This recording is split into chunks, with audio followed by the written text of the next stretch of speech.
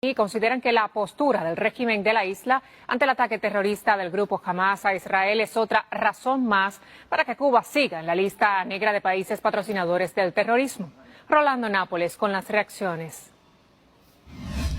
Hola, sí, muchas gracias. Hasta el momento el régimen cubano no ha condenado este ataque terrorista de Hamas a Israel. Al contrario, ha dicho que Israel tiene la culpa, según él, de este nuevo conflicto y ha acusado a Estados Unidos de ser su cómplice. Continúan siendo quienes son, por eso no se les puede dar ningún recurso, por eso no se les puede aceptar ninguna maniobra que aparente ser una apertura cuando no lo es. Este régimen hay que quitarle todos los subsidios, todos los recursos para que el pueblo cubano pueda recuperar su libertad. Organizaciones del exilio en Miami consideran que el régimen cubano dio otra razón más para mantener a Cuba en la lista negra de países que patrocinan el terrorismo, después de no solo no condenar el ataque a Israel del grupo terrorista Hamas, sino también justificarlo, culpando a Israel de ese conflicto y acusando a Estados Unidos de ser su cómplice. Mira, el apoyo de la dictadura castrista a este ataque terrorista contra civiles en Israel demuestra que a Cuba, no, al gobierno castrista, no se le puede quitar de la lista de países patrocinadores del terrorismo. Desafortunadamente no es sorprendente. Lo hemos visto como lo hicieron en Colombia con el ELN y en el mismo Israel.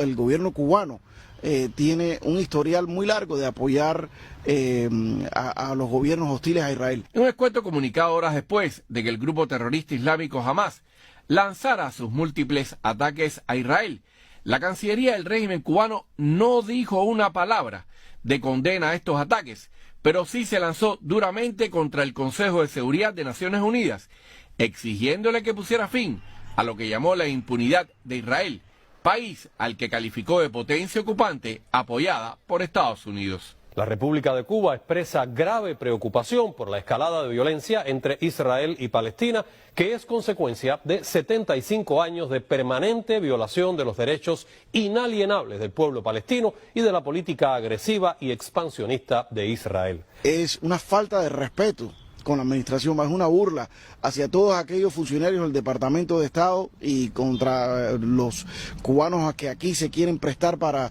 lidiar con la dictadura, de decirles: nosotros vamos a hacer lo que nos da la gana, vamos a seguir patrocinando el terrorismo, vamos a seguir matando y ustedes de todas maneras tienen que arrodillarse frente a nosotros. Cuba es el único país latinoamericano sin vínculos diplomáticos con Israel.